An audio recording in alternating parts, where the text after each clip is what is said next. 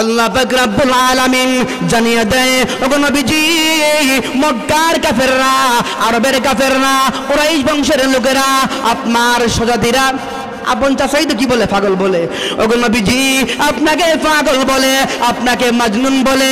ওগো নবীজি, আপনাকে যাহাই বলুক, আপনারা বলুন তো দেখি, দুনিয়ার সব মানুষ মিলে যদি একজন ব্যক্তিকে পাগল বলে, আর আল্লাহ যদি ওই ব্যক্তিকে ভালো বলে, ওই ব্যক্তিকেই পাগল হবে। আওয়াজ দিয়ে বলেন, কথা বুঝেন আমার? আওয়াজ দিয়ে বলেন।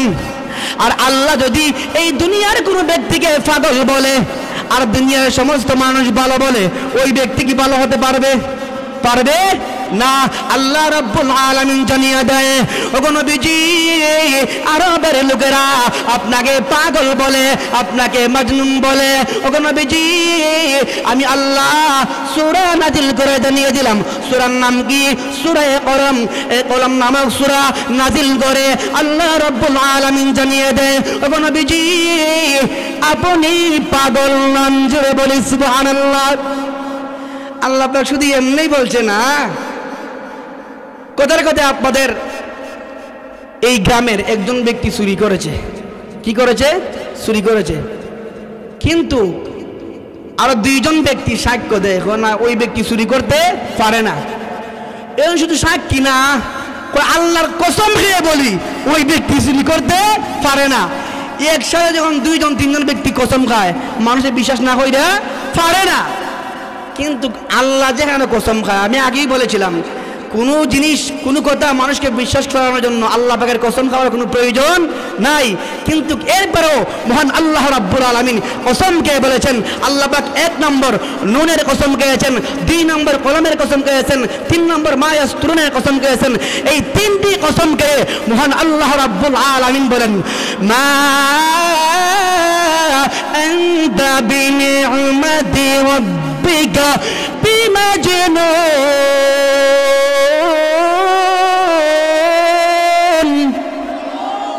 আল্লাহ রাব্বুল আলামিন 3টি কসম খেয়েছেন। 1 নম্বর কসম হলো নুন, নুনের কসম। 2 নম্বর হলো কলমের কসম। 3 নম্বর হলো মা ইয়াসতুরুনের কসম।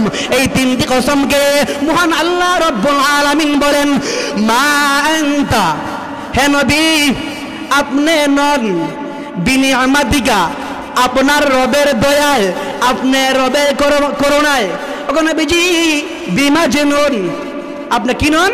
পাগল নন। জুড়ে বলি সুবহানাল্লাহ। আল্লাহ পাক বলেন, মা আনতা, আপনি নন, মানে আপনি না।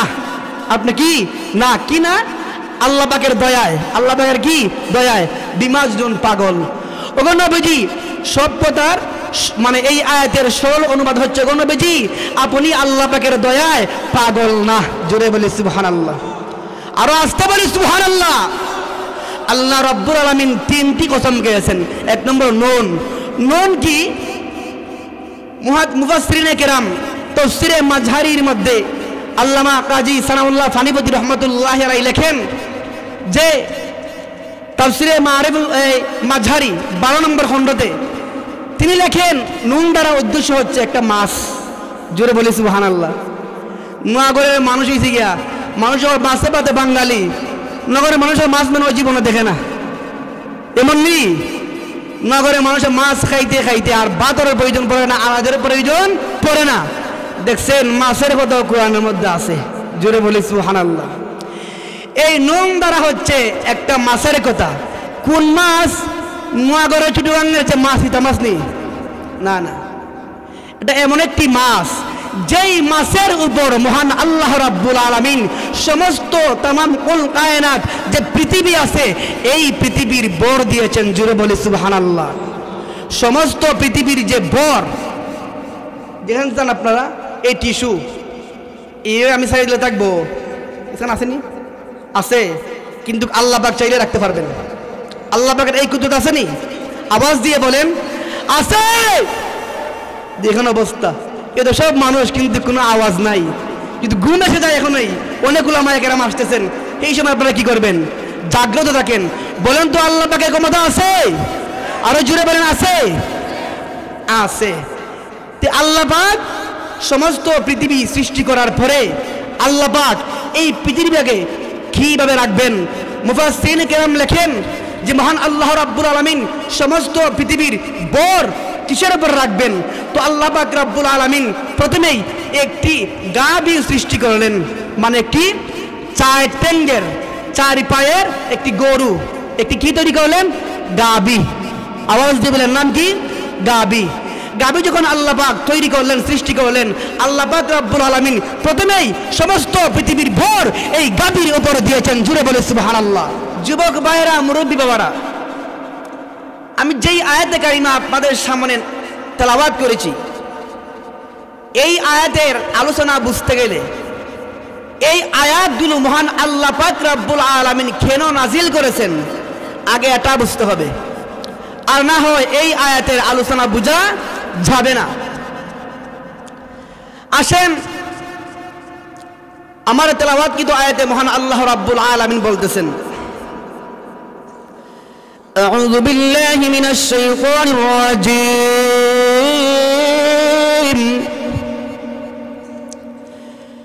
বিসমিল্লাহির রহমানির রহিম।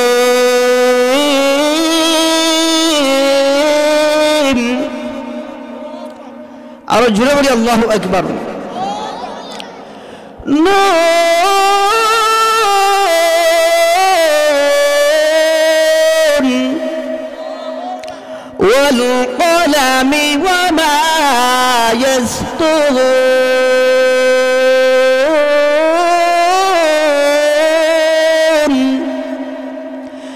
মা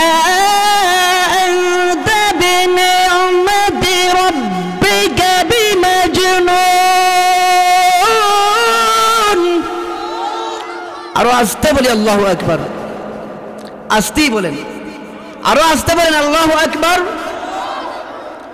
ওয়া ইন্না লাকা লাআজরান গায়রা মামনুন ওয়া ইন্নাকা লাআলা খুলুকিন আযীম।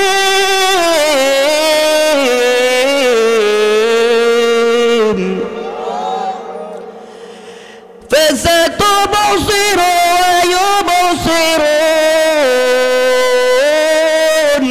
بأيكم المفتون।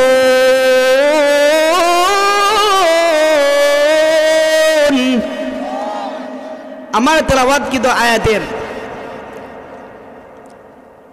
প্রথমে আমি স্বাভাবিক যে অর্থ আছে তরজমাগুলো করে নেই, এরপরে বলবো আল্লাহ পাক কেন এই আয়াতগুলো নাজিল করলেন। কি আপনারা কি আমার কথা বুঝতে পারতেছেন? দেখেন আল্লাহ পাক যে কয়েকটা আয়াত কেন আপনাদের সামনে আমি তেলাওয়াত করেছি, প্রথম আয়াতের মধ্যে মহান আল্লাহ রাব্বুল আলামিন ওর তো কি বলবেন, ওর তো পরের কথা। প্রথম আয়াতে মহান আল্লাহ রাব্বুল আলামিন 3টি কসম খেয়েছেন। জোরে বলি সুবহানাল্লাহ। নোয়াগড়ের মানুষ কসম না খাইলে কেউ কথা বিশ্বাস করে না। এমনও মানুষ আছে যদি কসমও খায়, অতি 14 বার যদি কসম এরপর তোর কথা বিশ্বাস করি না। যুবক ভাইয়েরা, মুরব্বী বাবারা, বলুন তো আপনারা দেখি, আল্লাহ পাক যদি আমাদেরকে কোনো কথা বিশ্বাস করাইতে চান, আল্লাহ পাকের কি কোনো কসম খাওয়ার প্রয়োজন আছে? আরো জোরে বলেন, কসম খাওয়ার প্রয়োজন আছে? কিন্তু আল্লাহ পাক কসম খেয়েছেন 3টি জিনিসের। কয়টি জিনিসের? আল্লাহ পাক 3টি কসম খেয়েছেন। 1 নম্বর আল্লাহ বলেন নুন, নুনের কসম। 2 নম্বর কলম, 2 নম্বর কি? কলমের কসম। 3 নম্বর মা ইয়াসতুরুন, মা ইয়াসতুরুনের কসম। এই 3টি কসমকে মহান আল্লাহ রাব্বুল আলামিন বলতেছেন। তো আল্লাহ পাক যে বলতেছেন, কি বলতেছেন আপনারা এখন আসেন শানে নজুলে লক্ষ্য করে দেখেন। শানে নজুল কি? শানে নজুল হচ্ছে যেই ঘটনাকে কেন্দ্র করে, যেই ঘটনাকে কেন্দ্র করে, এটা কিন্তু একটি তাফসীর মাহফিল। আপনাদের প্রত্যেকেই মন কিন্তু এই দিকে থাকতে হবে, আর না হলে কিছুই বুঝতে পারবেন না। এই তাফসীর মাহফিলের আলোচনার একটা কি আছে? ধারাবাহিকতা আছে। যেটা ওয়াজ মাহফিল, এটা কোনো ধারাবাহিক নাই। এখান থেকে এক কথা, আরেক জায়গা থেকে আরেক কথা বলবে। কিন্তু তাফসীর মাহফিলের কি থাকতে হবে? ধারাবাহিকতা রাখতে হবে, সেটিং আছে। তো এই জন্য প্রত্যেকেই এই দিকে মনোযোগ দেন। তো বলছিলাম এই আয়াতের ব্যাখ্যা বিশ্লেষণ বুঝতে গেলে বুঝতে হবে এই আয়াতের কি শানে নজুল, আল্লাহ পাক কেন এই আয়াতগুলো নাজিল করলেন। জোরে বলি সুবহানাল্লাহ, আরো জোরে বলি সুবহানাল্লাহ। দেখেন আল্লাহ পাক কেন এই আয়াতগুলো নাজিল করলেন, কোন ঘটনাকে কেন্দ্র করে আল্লাহ পাক এই আয়াতগুলো নাজিল করলেন, লক্ষ্য করে দেখেন। আপনার আমার নবী জনাবে মুহাম্মদুর রাসূলুল্লাহ, প্রত্যেকে বলি সাল্লাল্লাহু আলাইহি ওয়াসাল্লাম, আপনা আমার নবীকে মহান আল্লাহ রাব্বুল আলামিন এই দুনিয়াতে প্রেরণ করেছেন। নবী করিম সাল্লাল্লাহু আলাইহি ওয়াসাল্লামের আপনারা জীবনী অনেক শুনেছেন। তো মহান আল্লাহ পাক রাব্বুল আলামিন আপনা আমার নবীকে এই দুনিয়াতে প্রেরণ করে নবী করিম সাল্লাল্লাহু আলাইহি ওয়াসাল্লামের প্রায় 63 বছর জিন্দেগির মধ্যে বেশিরভাগ সময় চলে গেল নবীজি কাউকে দ্বীনের দাওয়াত দেন না, আমল করার কথা বলে না, জিহাদের কথা বলে না, ইসলামের কথা বলে না। 40 বছর একদিন যখন হয়েছে, মহান আল্লাহ রাব্বুল আলামিন আপনা আমার নবীকে ইসলামের দাওয়াত দেওয়ার জন্য বলেছেন। জোরে বলি সুবহানাল্লাহ, আরো আসতে বলেন সুবহানাল্লাহ। সুবহানাল্লাহ বললে কোনো সওয়াব আছে? তো জোরে বলবেন। তো এই 40টা বছরের ভিতরে নবীজি দিনের কোনো দাওয়াত দেন নাই, ইসলামের কথা বলেন নাই, মূর্তির বিরুদ্ধে কোনো কথা বলেন নাই, কিন্তু সবাই নবীজিকে উপাধি দিয়েছে আল আমিন। জোরে বলি সুবহানাল্লাহ। ওরা কারা? আপনার মতো মুসলমান নাকি কাফের? যারা নবীজিকে বলছে সত্যবাদী, ওরা কি মুসলমান নাকি কাফের? ওরা কাফের। কিন্তু কাফের হওয়া সত্ত্বেও আপনা আমার নবীজির চরিত্র দেখে, আপনা আমার নবীজির আখলাক দেখে, আপনা আমার নবীজির চলাফেরা দেখে, আপনা আমার নবীজির লেনদেন দেখে মানুষ বুঝতে পেরেছে যে নবীজি কি আশরাফুল আমিন। কি আমিন? আশরাফুল আমিন। তিনি হলেন একজন কি শ্রেষ্ঠ একজন আল আমিন, সত্যবাদী। জুড়ে বলে সুবহানাল্লাহ। কিন্তু নবীজি যখন 40 বছর একদিন হলো, আল্লাহ পাক নবীজিকে বললেন, ওগো নবীজি, আপনি এখন শুধু নিজের আমল করলেই চলবে না, এখন থেকে আপনি আপনার নিকট আত্মীয় যারা আছে, আত্মীয় স্বজন, ওদেরকে আপনি দিনের দাওয়াত দেন। দিনের দাওয়াত দেন মানে ঘরের যারা আছে, প্রতিবেশী যারা আছে, ওদেরকে আপনি দিনের দাওয়াত দেন। এমনই ভাবে নবী করিম সাল্লাল্লাহু আলাইহি ওয়াসাল্লাম প্রায় গোপনে গোপনে, লুকাইয়ে লুকাইয়ে, যেটা আমাদের গ্রাম্য ভাষা বলে, গোপনে গোপনে, লুকিয়ে লুকিয়ে নবীজি অপ্রকাশ্যভাবে প্রায় 3টি বছর দিনের দাওয়াত দিয়েছেন। বলি সুবহানাল্লাহ। 3টি বছর দিনের দাওয়াতের মধ্যে, এর মধ্যে নবী করিম সাল্লাল্লাহু আলাইহি ওয়াসাল্লাম দিনের দাওয়াত যাদেরকে দিয়েছেন, এর মধ্যে প্রথম যিনি, উনি হলেন নবীজির প্রিয়তমা স্ত্রী হযরত খাদিজাতুল কুবরা রাদিয়াল্লাহু তাআলা আনহা। জোরে বলি সুবহানাল্লাহ। ইতিহাসের কিতাবের মধ্যে পাওয়া যায়, সিরাতের মধ্যে পাওয়া যায়, খাদিজাতুল কুবরা রাদিয়াল্লাহু তাআলা আনহা উনাকে যখন ইসলামের দাওয়াত দিলেন মুসলমান হওয়ার জন্য, উনি কোনো প্রশ্ন করেন নাই। যেই মাত্র নবীজি বলছেন যে আপনি ইসলাম গ্রহণ করে নেন, আল্লাহকে আল্লাহ স্বীকার করেন আর আমি নবীকে রাসূল স্বীকার করেন, তিনি সাথে সাথে বলে নিলেন লা ইলাহা ইল্লাল্লাহু মুহাম্মাদুর রাসূলুল্লাহ। জোরে বলি সুবহানাল্লাহ। 1 নম্বর, নবীজির স্ত্রী হযরত খাদিজা রাদিয়াল্লাহু তাআলা আনহা প্রথমেই মুসলমান হয়ে গেলেন। বয়স্কদের মধ্যে, বেশি বয়সের মধ্যে যাকে নবীজি দাওয়াত দিয়েছিলেন, তিনি হলেন নবীজির শ্বশুর। জুড়ে বলে সুবহানাল্লাহ। নাম কি আপনারা বলতে পারবেন? হযরত আবু বকর সিদ্দিক রাদিয়াল্লাহু তাআলা আনহু। জুড়ে বলে সুবহানাল্লাহ। আল্লাহর হাবিব রাহমাতুল লিল আলামিন যেই মাত্র হযরত আবু বকর সিদ্দিক রাদিয়াল্লাহু তাআলা আনহুকে দ্বীনের দাওয়াত দিলেন। নবীজির সাহাবী কোনো প্রশ্ন করেন নাই, বিনা প্রশ্নে তিনিও পড়ে দিলেন লা ইলাহা ইল্লাল্লাহু মুহাম্মাদুর রাসূলুল্লাহ। জোরে বলি আল্লাহু আকবার। রে মা যুবক ভাইরা, লক্ষ্য করে দেখেন আবু বকর ছিলেন বয়স্ক। ও যুবক ভাইয়েরা, যুবকদের মধ্যে যিনি বিনা প্রশ্নে, কোনো প্রশ্ন করেন নাই কি ইসলাম কি গ্রহণ করব, কোনো প্রশ্ন করেন নাই, যেই মাত্র আল্লাহর হাবিব রাহমাতুল লিল আলামিন ইসলামের দাওয়াত দিলেন, মুসলমান হওয়ার জন্য দাওয়াত দিলেন, কোনো প্রশ্ন করেন নাই।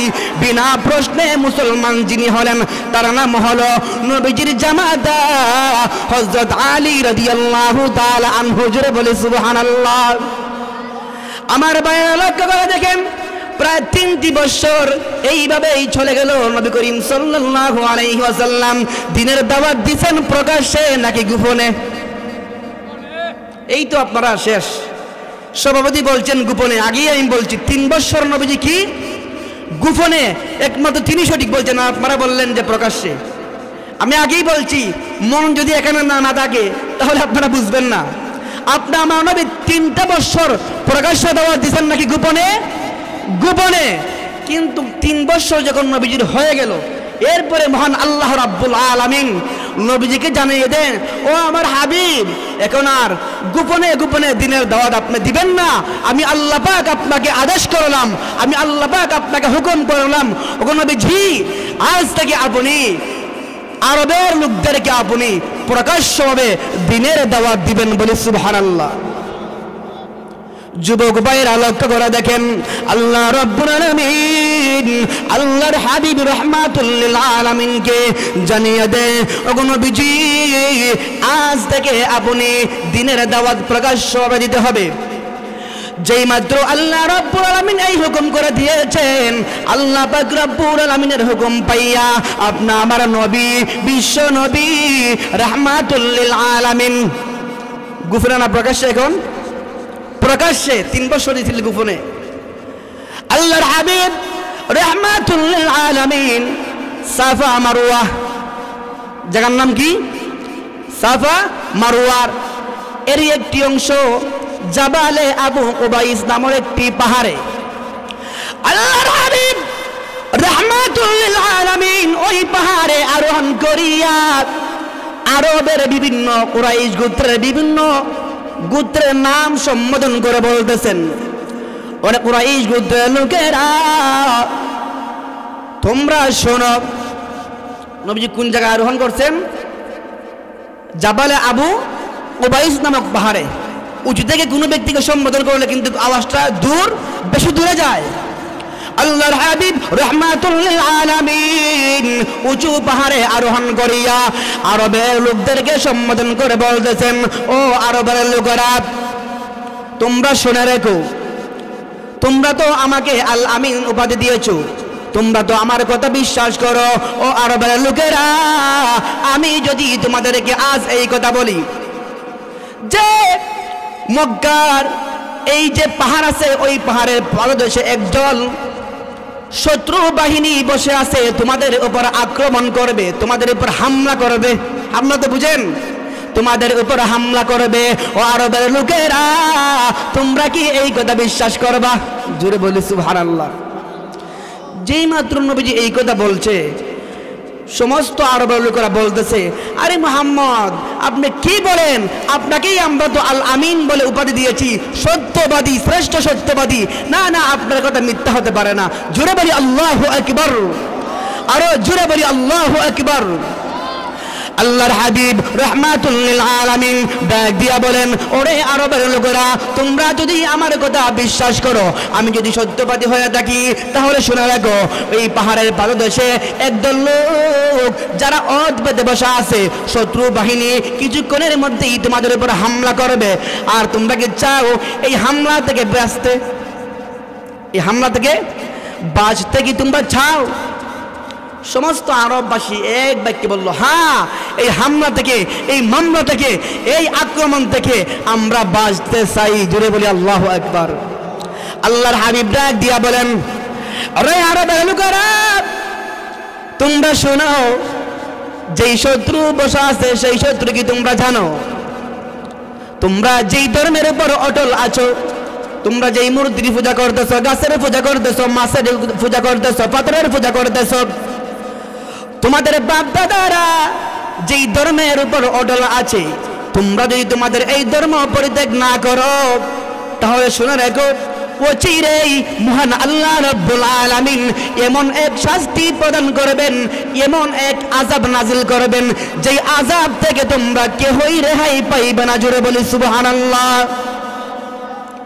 তোমরা তোমাদের বাপ দাদার ধর্ম ছেড়ে দাও আর মূর্তির পূজা ছেড়ে দাও, আর একমাত্র আল্লাহর উপর ঈমান আনো, আর আমি রাসূলকে তোমরা রাসূল বিশ্বাস করো। জোরে বলি সুবহানাল্লাহ। যেই মাত্র এই কথা বলছে, আবু লাহাবের নাম শুনছেন, নবীজির আপন চাচা।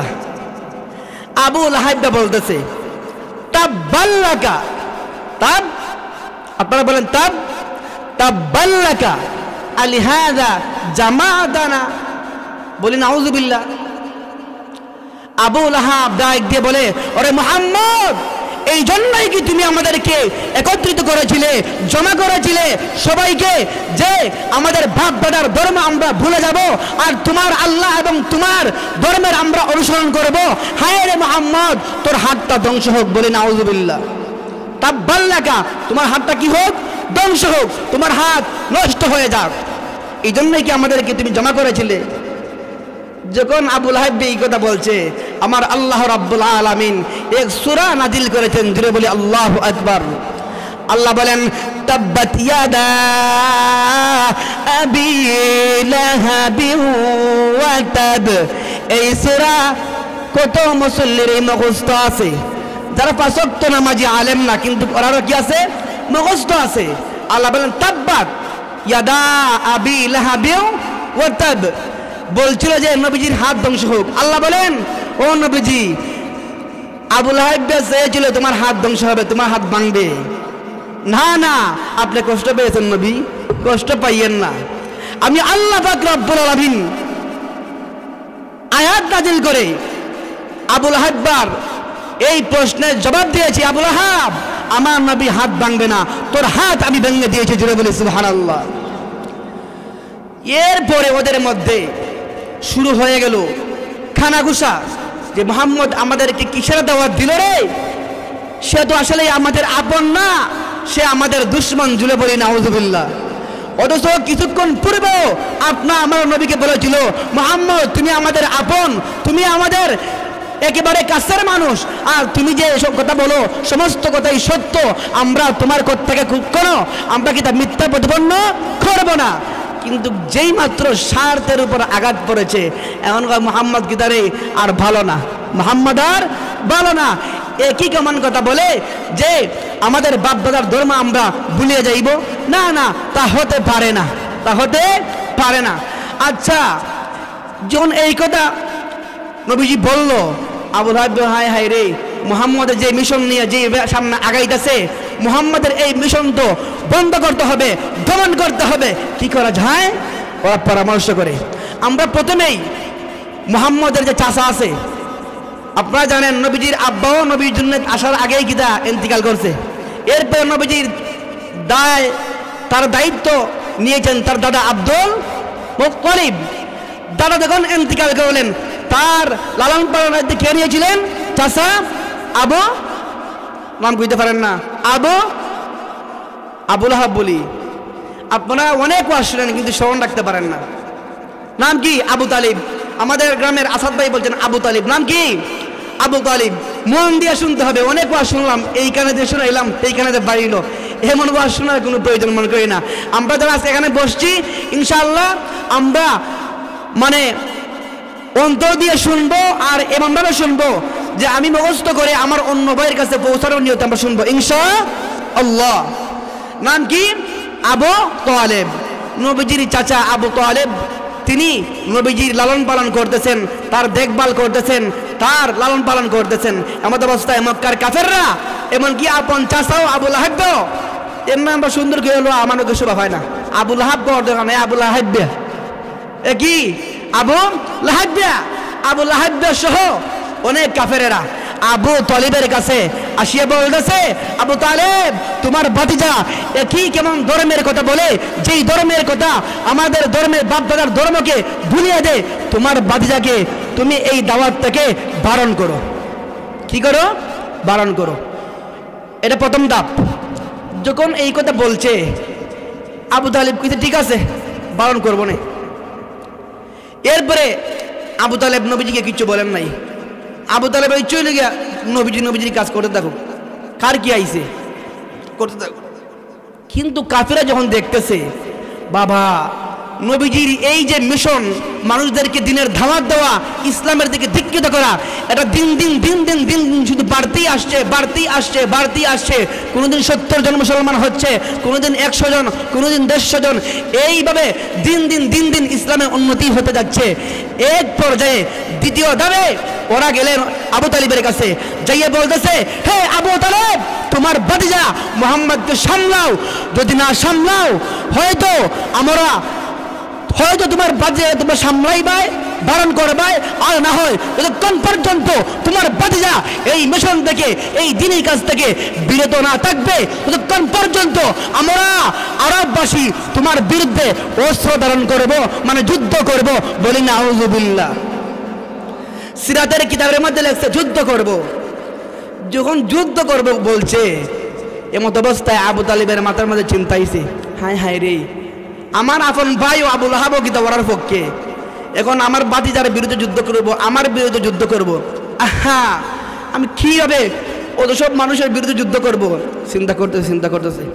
চিন্তা করিয়া এক পর্যায়ে সিদ্ধান্ত নিল যে ঠিক আছে আমার ভাতিজাকে বুঝাইয়া দেখি। বুঝাইলেনি, তিনি এই কাজ থেকে বিরত থাকে, এই কাজ থেকে কি থাকে? বিরত থাকে, কাজটাকে ছাইড়া দেয়। হে আমার ভাতিজা, তোমাকে প্রথমবারেই তারা সতর্ক করেছিল যেন তুমি দিনের দাওয়াত থেকে তুমি বিরত হয়ে যাও, তোমার এই মিশন যেন তুমি মিশন থেকে তুমি বিরত থাকো, তোমার এই কাজ যেন তুমি বন্ধ করে দাও। কিন্তু প্রথমে আমি বলি নাই। হে ভাতিজা, দ্বিতীয় ধাপে ওরা এমন সিদ্ধান্ত নিয়েছে, যদি আমি আপনাকে এই কাজ থেকে বারণ না করি তাহলে ওরা আমার বিরুদ্ধে যুদ্ধ করবে। হে ভাতিজা, তুমি সাবধান হয়ে যাও, তোমার দিনের কাজ থেকে তুমি বিরত হয়ে যাও। এই কথা কে বলতেছে? আপন চাচা। আপন কি? চাচা। আপন চাচা বলছে দিনের দাওয়াত বন্ধ করে দেন, আর দাওয়াত দেওয়া লাগতো না, কারণ সমস্ত আরব গোষ্ঠী মানে এক পক্ষে, আর আমি আর তুমি একমাত্র এক পক্ষে, ওদের সাথে পারবো কিভাবে? নবীজির কাছে বলতেছে, কে বলতেছে? আপন চাচা।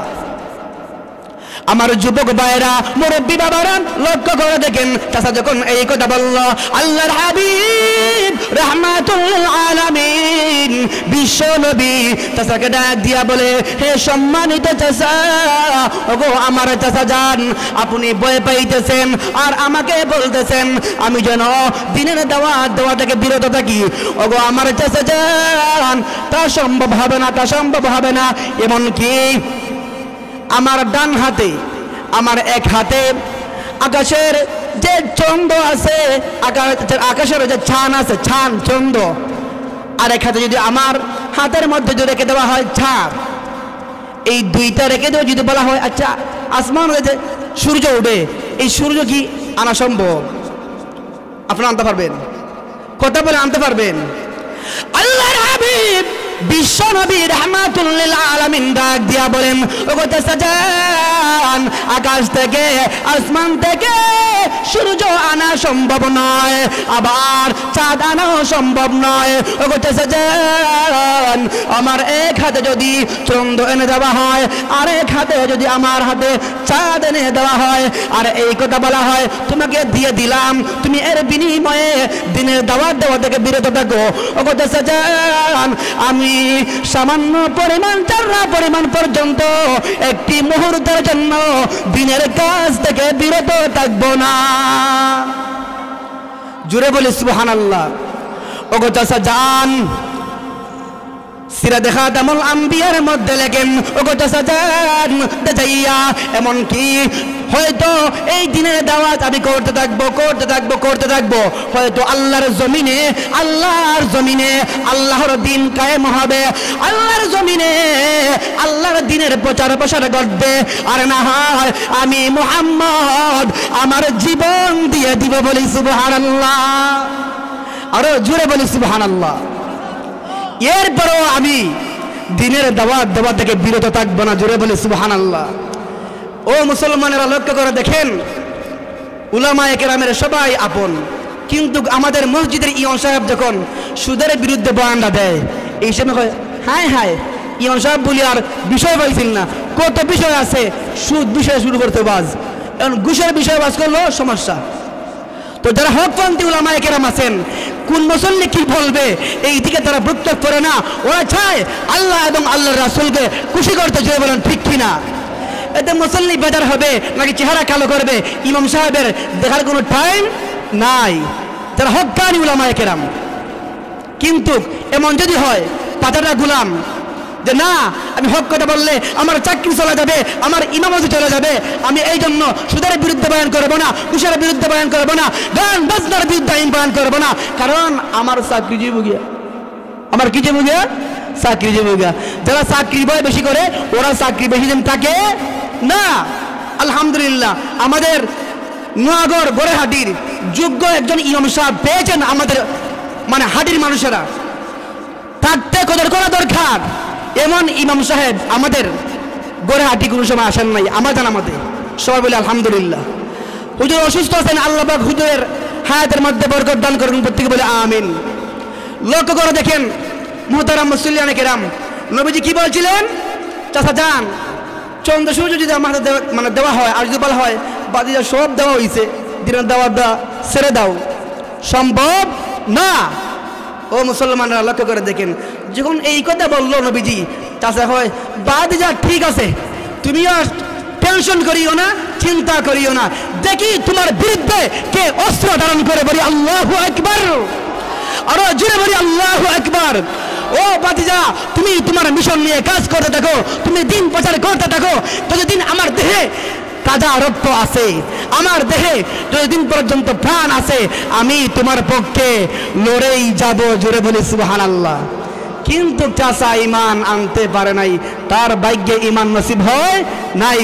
লক্ষ্য করে দেখেন তো নবীজির মিশন, চাচারা যখন জোর দিছে যে আমার চাচা আমার সঙ্গে আছে, আর চাচারা বলছে প্রকাশ্যে ঠিক আছে তোমার দিন তুমি প্রচার করো, কাফেররা কয় আরে মুহাম্মদ যে ভালো মানুষ, আমরাও তো জানি মুহাম্মদের যে কণ্ঠ যে সুন্দর, আমরাও জানি যে সুন্দর কি যেন পড়ে, এটা তো কত সুন্দর লাগে, আমরাও জানি। আরে এখন তো মুহাম্মদ দিন দিন শুধু ইসলাম প্রচার করবেই, এখন ওকে কিভাবে টেকানো যায়, ওকে কিভাবে বারণ করা যায়? আচ্ছা, কেউ সিরাতে ইবনে হিশামের মধ্যে লেখছে, একজন বলে তাকে আমরা জাদুগিরি বলবো, একজন বলে আমরা পাগল বলবো, আর একজন বলে আমরা কবি বলবো। অনেকে অনেক কথা কি করছে, জি মন্তব্য করছে যে বলবো, কিন্তু যেই মন্তব্যই দেয়, যেই পরামর্শ দেয়, আরেকজনের পাল্টা জবাব দেয় না। কবি বললে মাঝে বিশ্বাস করবে না, কারণ তিনি যে পড়ে কবিতার সাথে কোনো মিল নাই, কবিতার সাথে কি নাই, কোনো মিল নাই। আর ওনাকে যদি জাদুগিরি বলা হয়, ওনার যেই ব্যক্তি না নেই, ব্যক্তি হিসেবে যারা জাদু করে, যারা কি করে কবিরাজি করে, ওদের সুরত আর ওনার যে সুরতে কোনো মিল নাই, ওদের জাদুগিরি বললে মানুষ বিশ্বাস করবে না। তো কি বলা যায়? ওই পাগল বলা যায়, বলে নাউজুবিল্লাহ। কি বলা যায়? পাগল বলা যায়, পাগল। আমার নবী কি পাগল ছিলেন? পাগল ছিলেন? আরো জুড়ে বলেন, আমার নবী কি পাগল ছিলেন? পাগল ছিলেন না। এতক্ষণ আপনারা যে আলোচনা শুনলেন, এই যতক্ষণ বললাম এতক্ষণ হইল গে, এই যে আয়াতে কালিমাগুলো আপনাদের সামনে তেলাওয়াত করেছিলাম, এই আয়াত কেন আল্লাহ পাক নাজিল করলেন? এই জন্যই মক্কার কাফেররা আমার নবীকে পাগল বলে, মাজনুন বলে, কিন্তু আমার নবী যে পাগল না, আল্লাহ পাক আয়াত নাজিল করে জানিয়ে দিয়েছেন। জুড়ে বলি আল্লাহু আকবার। আল্লাহ পাক রব্বুল আলামিন জানিয়ে দেয়, ওগো নবীজি, মক্কার কাফেররা, আরবের কাফেররা, কুরাইশ বংশের লোকেরা, আপনার স্বজাতিরা আপন চাচাই তো কি বলে পাগল বলে। ওগো নবীজি আপনাকে পাগল বলে, আপনাকে মাজনুন বলে, ওগো নবীজি আপনাকে যাই বলুক। আপনারা বলুন তো দেখি, দুনিয়ার সব মানুষ মিলে যদি একজন ব্যক্তিকে পাগল বলে, আর আল্লাহ যদি ওই ব্যক্তিকে ভালো বলে, ওই ব্যক্তিকেই পাগল হবে। আওয়াজ দিয়ে বলেন, কথা বুঝেন আমার? আওয়াজ দিয়ে বলেন। আর আল্লাহ যদি এই দুনিয়ার কোনো ব্যক্তিকে পাগল বলে, আর দুনিয়ার সমস্ত মানুষ ভালো বলে, ওই ব্যক্তি কি ভালো হতে পারবে? পারবে না। আল্লাহ রাব্বুল আলামিন জানিয়ে দেয়, ওগো নবীজি আরবের লোকেরা আপনাকে পাগল বলে, আপনাকে মাজনুন বলে। ওগো নবীজি আমি আল্লাহ সূরা নাজিল করে জানিয়ে দিলাম। সূরার নাম কি? সূরা কলম। এই কলম নামক সূরা নাজিল করে আল্লাহ রাব্বুল আলামিন জানিয়ে দেয়, ওগো নবীজি আপনি পাগল নন। জোরে বলি সুবহানাল্লাহ। আল্লাহ পাক শুধু এমনি বলছে না, কথার কথা আপনাদের এই গ্রামের একজন ব্যক্তি চুরি করেছে। কি করেছে? চুরি করেছে। কিন্তু আরো দুইজন ব্যক্তি সাক্ষ্য দেয়, না ওই ব্যক্তি চুরি করতে পারে না।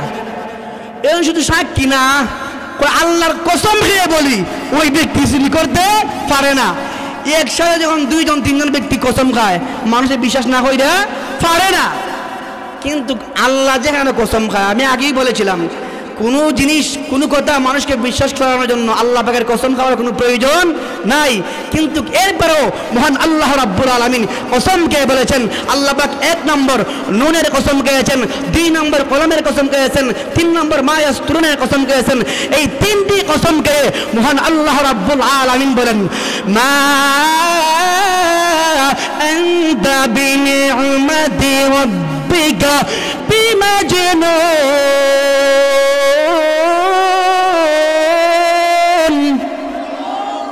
আল্লাহ রাব্বুল আলামিন 3টি কসম খেয়েছেন।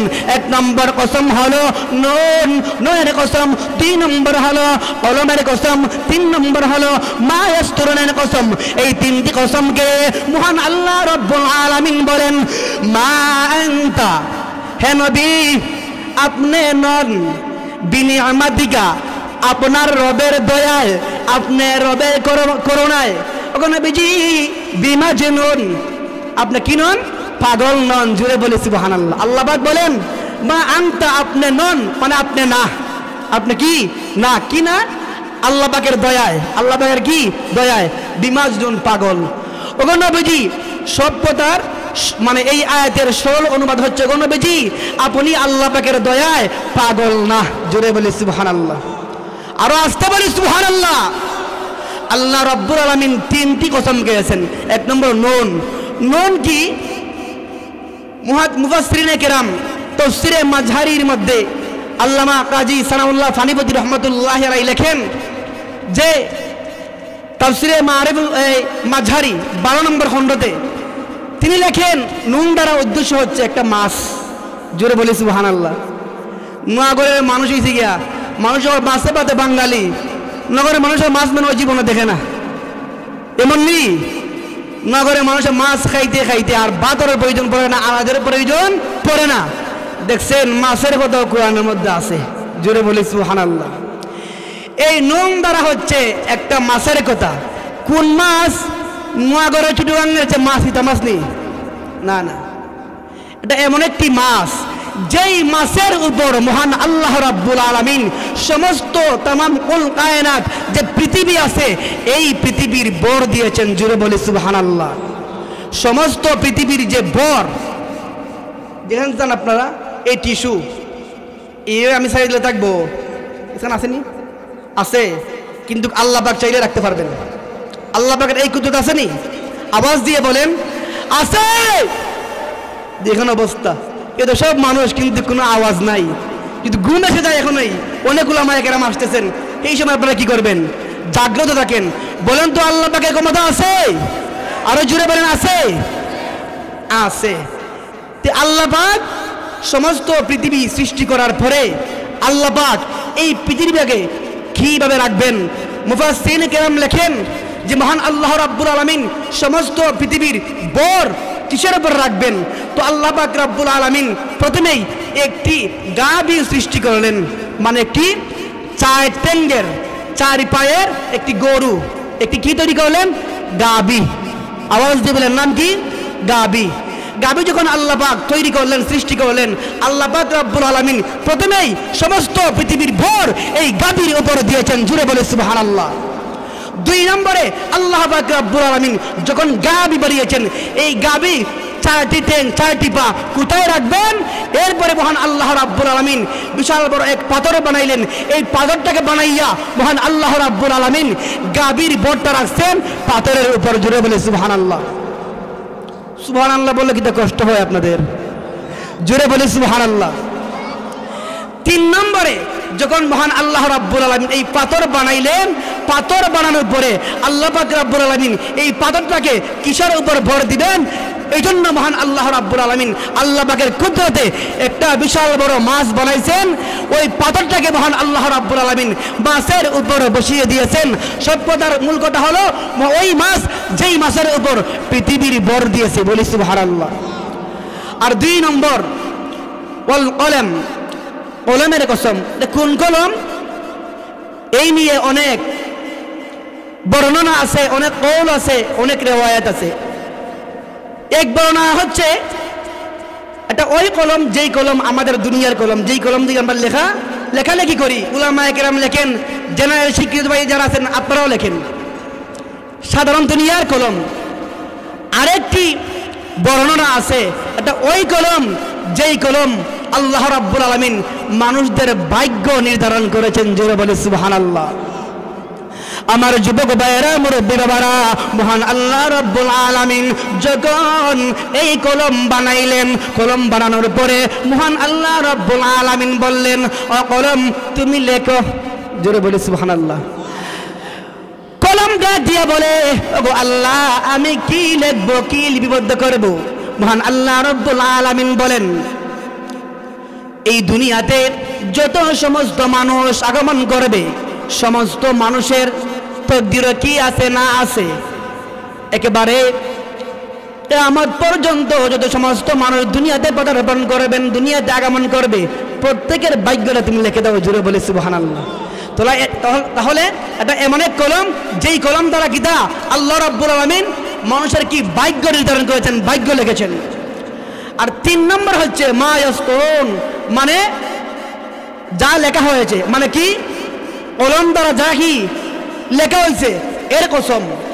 তো এরা 2টা ব্যাখ্যা। 1 নম্বর ব্যাখ্যা হচ্ছে যে মহান আল্লাহ রাব্বুল আলামিন কলম দ্বারা যেই সমস্ত জিনিস আকাশ মণ্ডল, নবমণ্ডল, ভূমণ্ডল, তামাম উল কায়নাত এবং মানুষের ভাগ্যলিপি যা কিছু লিপিবদ্ধ করেছেন এর কসম। মায়াস্তুন দ্বারা উদ্দেশ্য। 2 নম্বর ব্যাখ্যা হলো কলম দ্বারা যেই সমস্ত ফেরেশতারা লিখেছেন এটাই উদ্দেশ্য। ধরে বলে সুবহানাল্লাহ।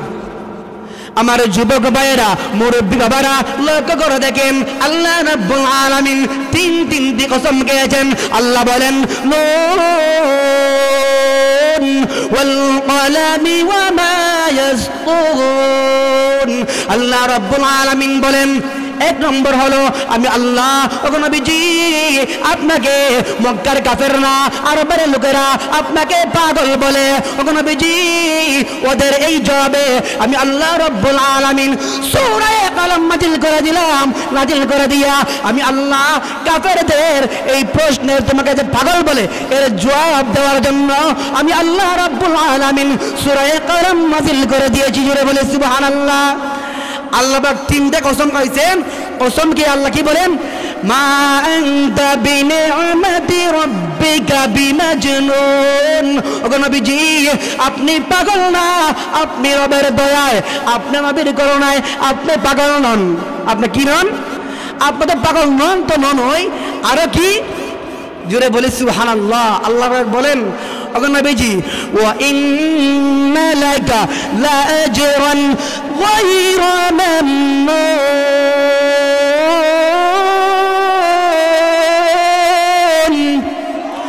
আল্লাহ রাব্বুল আলামিন বলেন ওগো নবীজি ওয়া ইন্না লাকা আমি আপনার জন্য রেখে দিয়েছি কি রেখে দিয়েছি? লা আজরান, অশেষ পুরস্কার, বড় পুরস্কার। জোরে বলি সুবহানাল্লাহ। কি রেখে দিয়েছি? পুরস্কার রেখে দিয়েছি। এটা কেমন পুরস্কার?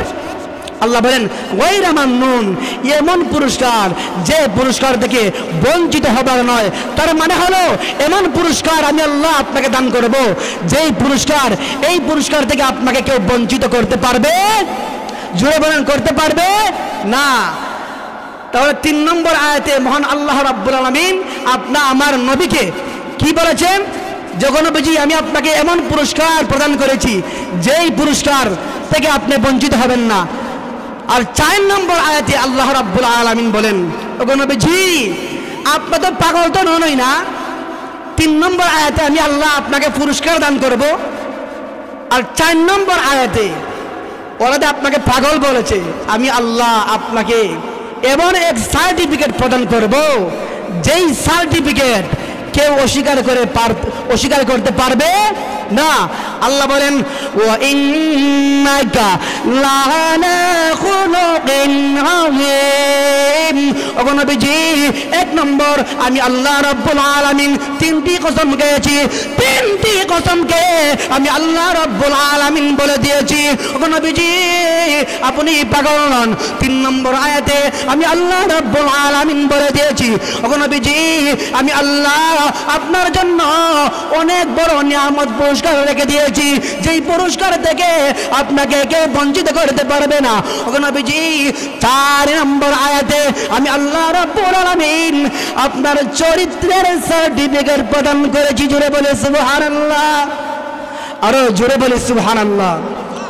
আল্লাহ পাক আয়াত নাজিল করে আমার নবীকে বলতেছেন, নবীজি আপনি পাগল না। মক্কার কাফেররা বলছিল আমার নবী পাগল, আমার নবী মাজনুন। জোরে বলে নাউজুবিল্লাহ। এরপরে আল্লাহ বলেন, ও নবীজি আমি আপনাকে আখলাক দান করেছি, এমন আখলাক, এমন চরিত্র, যেই চরিত্র হলো খুলকে আযীম। চরিত্র হলো 3 প্রকার। আখলাক কয় প্রকার? আওয়াজ দিয়ে কয় প্রকার? 3 প্রকার। 1 নম্বর আখলাক হচ্ছে আখলাকে হাসানা। 1 নম্বর কি? আখলাকে হাসানা। 2 নম্বর আখলাকে কারিমা। 3 নম্বর হলো আখলাকে খুলকে আযীম। আখলাকে কি? আযীম। এই 3টি আপনার আখলাক। 1 নম্বর যেটা খুলকে হাসানা, এটা হচ্ছে এমন আখলাক যে এই গ্রামের খরমালি মরমালির এক তাপ্পর মারছে, এমন জুড়ে তাপ্পর মারছে, এখন এর বদলে আপনি তাকে আরেকটা তাপ্পর মারলেন, যেই জুড়ে আপনাকে দিয়েছেন আপনিও তাকে কি এই জুড়ে তাপ্পর মারছেন। এটার নাম কি? খুলকে হাসানা, মানে সমান সমান, সমান সমান। আর 2 নম্বর হলো খুলকে কারিমা। এটা হচ্ছে এমন আখলাক, আপনার যখন তাপ্পর মারছে আপনি বললেন ভাই ঠিক আছে আমি আর তাপ্পর দিব না, মানে আপনাকে তাপ্পর দিছে জুড়ে, বা খানা ধরে ঠান মারছে, বা আপনাকে জুড়ে বাড়ি মারছে, কিন্তু আপনি মাফ করে দিলাইছেন, আপনি প্রতিশোধ নেন নাই। কয় নম্বর? 2 নম্বর নাম কি? খুলকে কারিমা। আর 3 নম্বর আখলাক হচ্ছে খুলকে আযীমা। এমন আখলাক, আপনাকে যখন আপনার কোনো ভাই তাপ্পর মারছে, জুতা দিয়ে বাড়ি মারছে, ধাক্কা মাইরা সড়ক দিকে ফেলাই দিছে ব্রেইনের মধ্যে, কিন্তু আপনি বলেন গিয়া ভাই আপনারা আমাকে তাপ্পর মারছেন, আপনারা আমাকে গাড়া ধরে ধাক্কা মারছেন, ভাই আপনি কি মাফ তো শুধু করে দিছেই, মাফ করে দিছে, কিন্তু মাফ করার পরে বলে ভাই আপনার হাতটা দেন, ভাই যে হাত দিয়ে আপনি আমাকে তাপ্পর দিয়েছেন আপনি কি হাতের মধ্যে ব্যথা পেয়েছেন? এটা হচ্ছে কোন কোন কোন কোন হলক আখলাক, কোন আখলাক? 3 নম্বর আখলাক খুলকে আযীমা। খুলকে আযীমা। ও মুসলমান যুবক ভাইরা, খুলকে আযীম আল্লাহ পাক আপনি আমার নবীকে দান করেছেন। আপনি আমার নবীর চরিত্র সম্বন্ধে শুধু মক্কার আরবের লোকেই সাক্ষ্য দেয় না, মুসলমানরা সাক্ষ্য দেয় না, এমনকি অনেক কাফেরও আপনা আমার নবীর খুলকে আযীম সম্বন্ধে সাক্ষ্য দেয়। বলে সুবহানাল্লাহ। সিরাতের কিতাবের মধ্যে আছে একদিনের ঘটনা। আপনা আমার নবী ছিলেন শ্রমিক। শ্রমিক বুঝেন? মেহনতি, মানে দিন মজুরি। আমার নবী কিন্তু কৃষিদের বাড়িতে কি করছেন? কাজ করছেন, শ্রমিকের কাজ করছেন। এই জন্য আমরা যারা মুসলমান আছি আমাদের ইসলামের উপর অটল থাকতে হবে, আবার কাজও করতে হবে। কাজ করা কিন্তু নিম্ন মানুষের কাজ না, কাজ করা আদর্শবান মানুষের কাজ। ভালো মানুষের কাজ। আর চুরি ডাকাতি করা কাদের কাজ? বদমাইশের কাজ।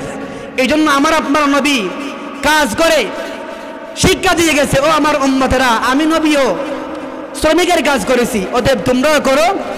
তোমরা মানুষের হাতে হাত পাতিও না, চুরি করিও না, ডাকাতি করিও না, নবীজির কি বক্তব্য।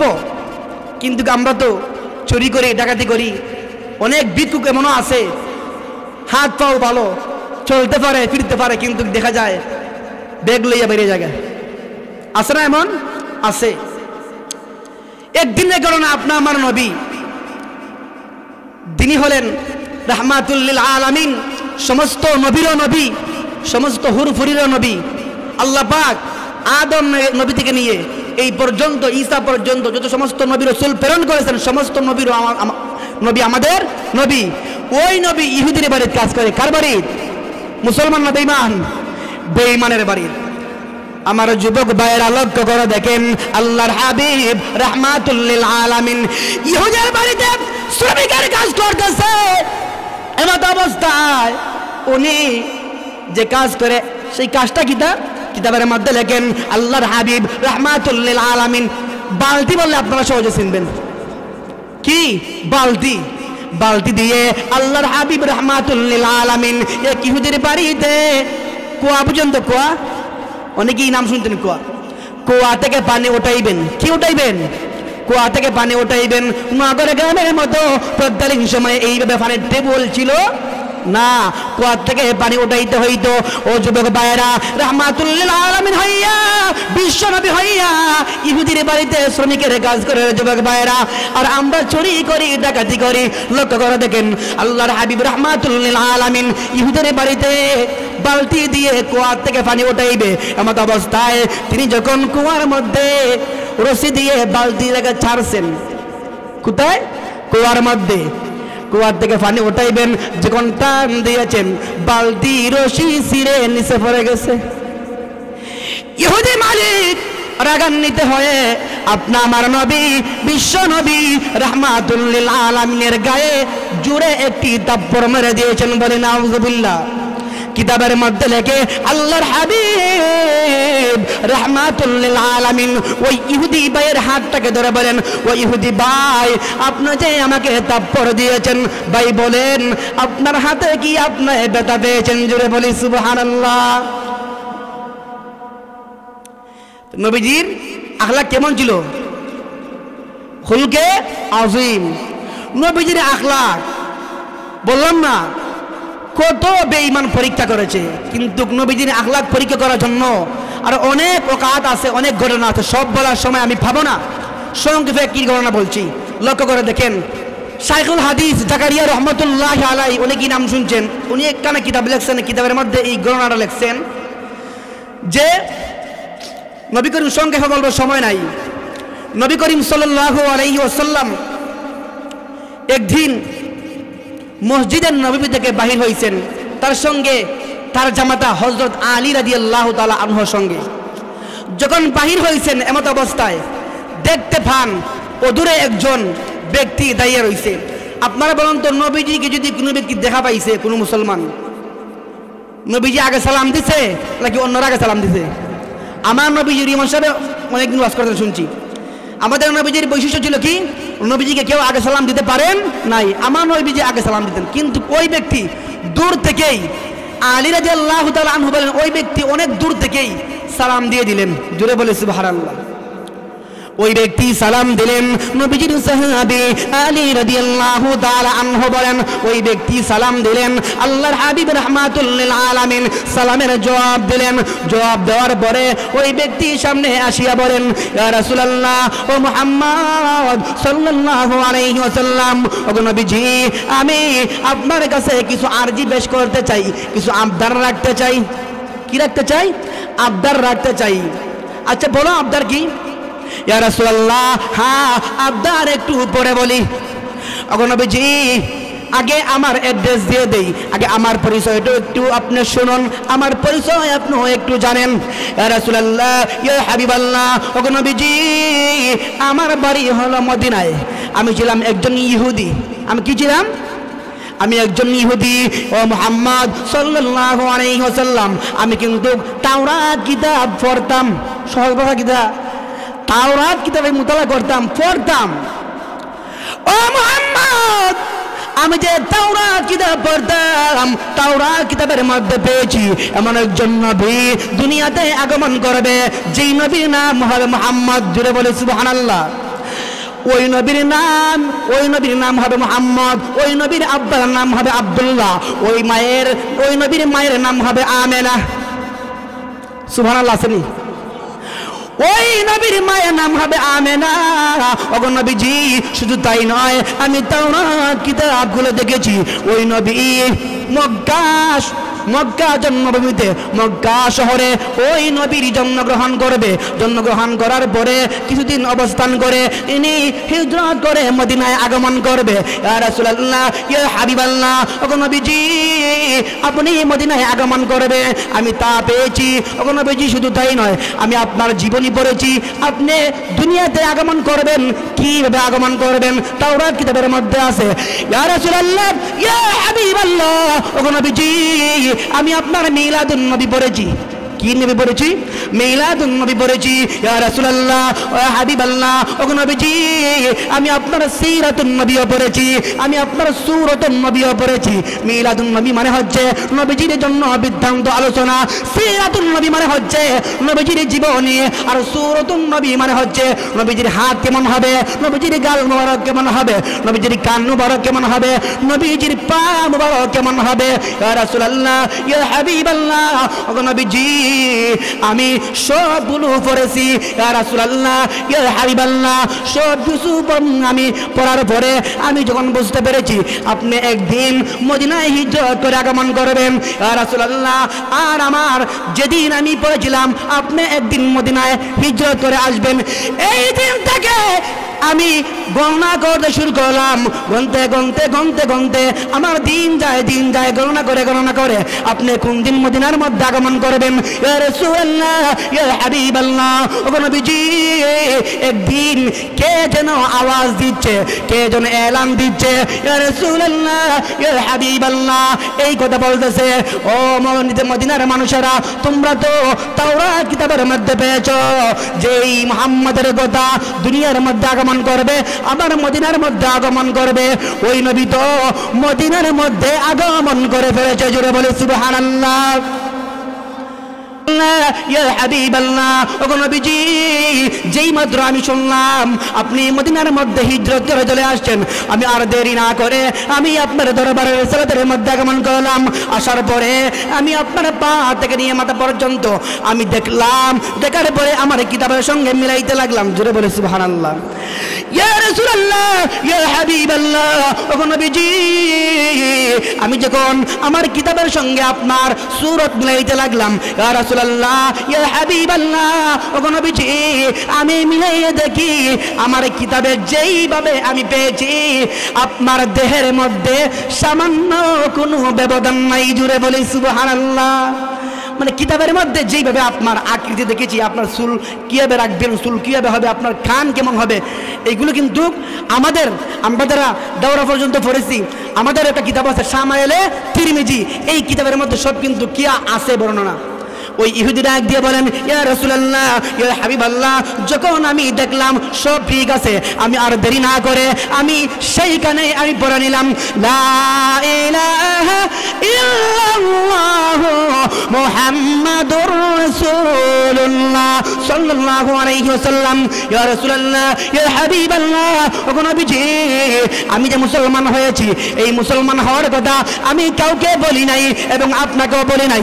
ইয়া রাসূলুল্লাহ, ইয়া হাবিবাল্লাহ, ওগো নবীজি, আমি যে মুসলমান হয়েছি, আমি যে ঈমান এনেছি, এই কথাটা আমি গোপন রেখে দেই। জোরে বলি সুবহানাল্লাহ। ইয়া রাসূলুল্লাহ ইয়া হাবিবাল্লাহ, ওগো নবীজি গোপন রেখেছি, কিন্তু আমি যখন কাউকে বলি নাই, আমি আমার গোত্রে চলে গেলাম, আমার মদিনায় চলে গেলাম।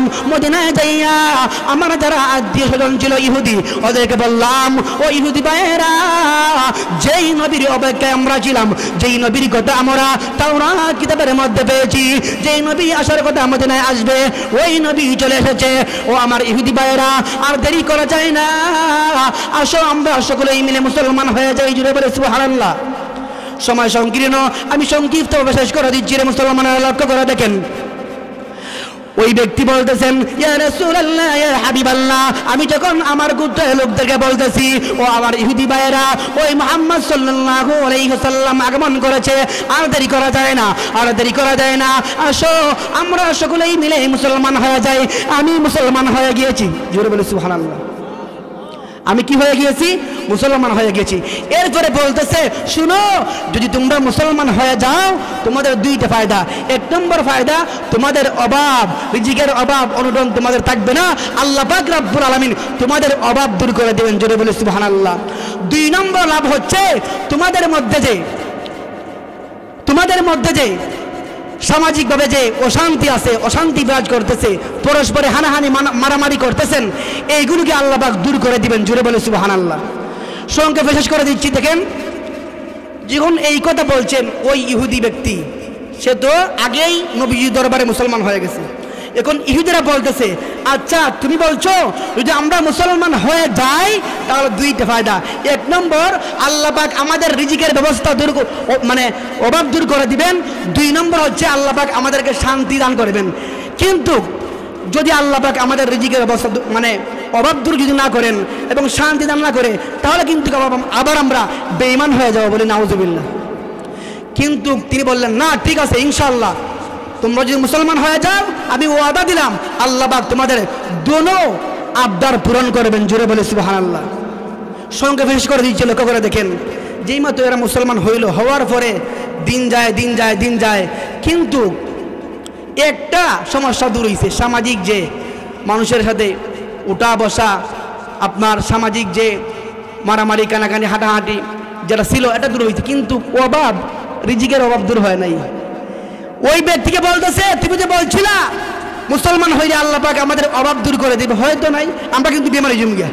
এখন তুমি এক কাজ করো, যেই মুহাম্মদের উপর আমরা ঈমান আনছি, ওই মুহাম্মদকে যাইয়ে বলো, যদি সেই ব্যক্তি আমাদের রিজিকের অভাব দূর করে দেয়, তাহলে আমরা মুসলমান থাকবো, আর না হয় আমরা বেঈমান হয়ে যাবো, বলি নাউজুবিল্লাহ। ওই নবীজির কাছে ওই ইহুদি কি এই সমস্ত কথা বলতেছে। ইয়া রাসূলুল্লাহ ইয়া হাবিবাল্লাহ, ওগো নবীজি, আমার গোত্রের লোকেরা বলছে, যদি আমি আপনার কাছে আসিয়া এই কথা বলার পরে আপনি অভাব দূর করে না দিতে পারেন, তাহলে ওরা বেঈমান হয়ে যাবে। ইয়া রাসূলুল্লাহ, আপনি কি পারবেন কিছু সাহায্য করতেন? এমত অবস্থায় আল্লাহর নবী বলেন, দেখেন ভাই, আসলে আমার হাতটা একবারে খালি, আমি কিন্তু দিতে পারবো না। ঠিক আছে, নবীজি কিন্তু এই সময় মদিনার প্রেসিডেন্ট, আর মদিনার অর্থমন্ত্রী হইলেন নবীজির জামাতা হযরত আলী রাদিয়াল্লাহু তাআলা আনহু। জোরে বলে সুবহানাল্লাহ। নবীজি ইহুদিকে ডেকে বলে, ও ইহুদি ভাই, অপেক্ষা করো, দেখি মদিনার গভর্নর এবং মদিনার অর্থমন্ত্রী হইলেন আলী। আলীকে যাইয়া বলি, দেখি আলী কি কোনো কিছু দিতে পারে কি না। আলীকে ডাক দিয়ে বলে, আলী তুমি কি কিছু দিতে পারবা যারা দেওয়ার কারণে ওই ব্যক্তিদেরকে সাহায্য সহযোগিতা করা যাইবে।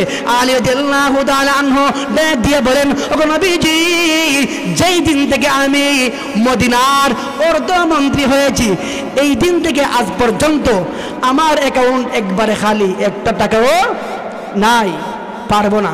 কিন্তু এই দৃশ্যটা অদূর থেকে একজন ইহুদি, যিনি ছিলেন তাওরাত কিতাবের মহাপাণ্ডিত আলেম, জোরে বলে সুবহানাল্লাহ, ওই ব্যক্তি দেখতেছে। দেখার পরে যখন আলী বলল, না না, আমার পান খালি, দিতে পারবো না, এমতো অবস্থায় ওই ইহুদি কাছে আগাই আইলো, আইয়া বলতেছে, মুহাম্মদ, আমি তোমার সঙ্গে লেনদেন করতে চাই, আর সেটা এমন এক লেনদেন যে আমি তোমাকে সংক্ষেপে বলছি, অনেক লম্বা ঘটনা, হুজুর চলে আসছেন। আমি তোমার সাথে এমনভাবে লেনদেন করব, আমি তোমাকে 40 মিসকাল স্বর্ণ দিব। কি দিব? স্বর্ণ। আর এই স্বর্ণগুলোকে বিক্রি করে তুমি তোমার মুসলিম যারা নতুন মুসলমান হয়েছে ইহুদিরা ওদেরকে তুমি সাহায্য সহযোগিতা করবা। জুড়ে বলে সুবহানাল্লাহ। নবীজি বলল, আচ্ছা লেনদেনটা কীভাবে? নগরের মানুষ তো কেউ সুদ খায় না, সুদ খাওয়াটা কেউ নাই নগরের গ্রামের। ইমাম সাহেব যারা বয়ান করে তো অবস্থা একবারে শেষ হই। ইমাম সাহেব বালা না, ইমাম সাহেব বালা না। নবীজি বলল, ঠিক আছে তুমি তো আমার 40 মিসকাল স্বর্ণ দিবা। আচ্ছা বলিলেন আমরা কীভাবে করবো, সুদ নাকি তা দেখি তো। জোরে বলি সুবহানাল্লাহ। বলল, শোনো 40 মিসকাল স্বর্ণ দিব, এর বিনিময়ে আপনি আমাকে 40 মণ খেজুর দিবেন। সুবহানাল্লাহ। আচ্ছা টাইম কয় দিন? টাইম হয়েছে গিয়া 90 দিন, মানে 3 মাস। কয় মাস? 3 মাস। নবীজি ঠিক আছে, কিন্তু সুদ হইতো না। দানের উপরে লাগাইলে কি সুদ হয়নি? সুদ হয় না। ইমাম সাহেব হয়তো মাসলা আপনাদেরকে বলে দিচ্ছেন, দানের উপরে লাগাইলে কি হয় না? সুদ হয় না। আরো শর্ত শারায়েত আছে, হুজুর বলছেন। নবীজি বলল, ঠিক আছে। এরপরে আলী রাদিয়াল্লাহু তাআলা আনহুকে নবী করিম সাল্লাল্লাহু আলাইহি ওয়াসাল্লাম ডেকে বললেন, হে আলী শোনো। আর ইহুদি কিন্তু মনে মনে ভাবছে যে মুহাম্মাদের কাছ থেকে কিন্তু আমি 3 দিনের টাইম নিছি, 3 মাসের টাইম নিছি, কিন্তু মুহাম্মাদের যে আল্লাহ এই কিতাবের মধ্যে, এই তাওরাত কিতাবের মধ্যে, তাওরাত কিন্তু আসমানি একটা কিতাব। তাওরাত কিতাব কি? আসমানি কিতাব। আল্লাহ তো বলছেন যে মুহাম্মাদের চরিত্র হবে কি? খুলকে আজিম, খুলকে আজিম। পশু পরীক্ষা করা দরকার, পরীক্ষা করা কি দরকার। তাহলে মুহাম্মাদের 3 মাস টাইম দিছি, 3 মাস পরে গেলে তো মুহাম্মদ দিয়ে দিবে, দিয়ে দিব না নি? মানুষ কে কেমন, ভালো না খারাপ, লেনদেন করলে বোঝা যায়। এমনি সবাই ভালো, কিন্তু মুহাম্মদ সাল্লাল্লাহু আলাইহি ওয়াসাল্লাম পরীক্ষা করতে হবে। এর মানে কি? 90 দিন হওয়ার 3 দিন আগেই আমি চলে আসব, মনে মনে ভাবতেছে। আর আসিয়া মুহাম্মদকে বলবো, মুহাম্মদ আমার খাওয়া দিয়ে দেও। আর আমি হয় তারপর মারবো, আর না হয় পাঞ্জাবি হলার দৌড়িব, ঠান মারবো। সম্মান না অসম্মান? সম্মান না অসম্মান? লম্বা ঘটনা হুজুর চলে আসেন, আমি শেষ করে দিই।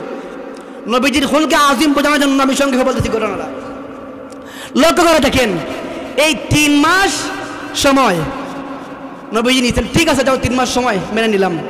হে তাওরাত কিতাবের আলেম কিন্তু 3 মাস সময় দিছে, আবার মনে মনে ভাবছে 3 দিন আগে আইমু, আইয়ে মুহাম্মাদের তাপ্পর মারমু, আর না হয় সাদে হলের টান মারমু। এই মনে মনে মন খোলা খাইয়া গেছে।